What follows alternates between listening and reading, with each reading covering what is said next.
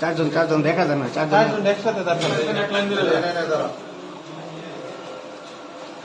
একটা ওয়ালে এই তুলে নেব মাথা সোজা এই ওয়ালে দিয়ে দিন সামনে দিকে হ্যাঁ হইছে আপনার তাহলে ব্যাকগ্রাউন্ড ওয়াল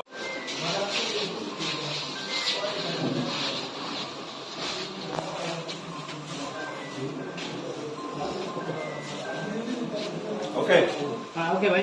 রাত 1:45 সময় সাতকামার বাজার থেকে উত্তর দিকে হাফ কিলোমিটার উত্তর দিকে দুই পাশেই বন জঙ্গলের পাশে ডাকাত দল একটা গাড়িকে অ্যাটাক করে এর পিছিয়ে আরও 3-4টে গাড়ি যাওয়ার পরিপ্রেক্ষিতে তাদের ডাক চিৎকার দেয়, আশেপাশের লোকজনও ঘটনাস্থলের দিকে রওনা করে।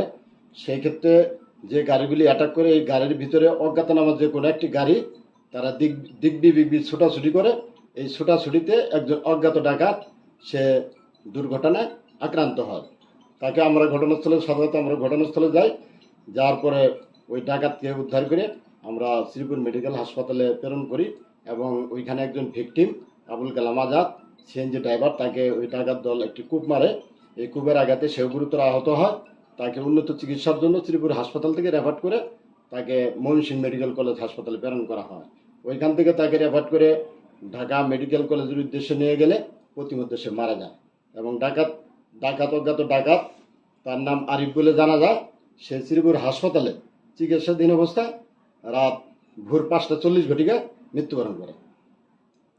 আর এই ঘটনার সাথে জড়িত আরো 4জন ডাকাতকে ইতিমধ্যে আটক করা হয়েছে। এই ঘটনার সাথে জড়িত 4জন ডাকাতকে আটক করা হয়েছে। এই বিষয়ে আইনগত কি ব্যবস্থা? তাদের বিরুদ্ধে অভিযোগকারী একটা অভিযোগ দাখিল করেছেন। এই অভিযোগের প্রেক্ষিতে একটি মামলা রুজু করা হবে এই ডাকাতদের বিরুদ্ধে এবং এই ঘটনার সাথে আরো যারা অজ্ঞাতনামা 6-7জন ডাকাত ছিলেন তাদেরকেও দ্রুত আইনের আওতায় নিয়ে আসা হবে।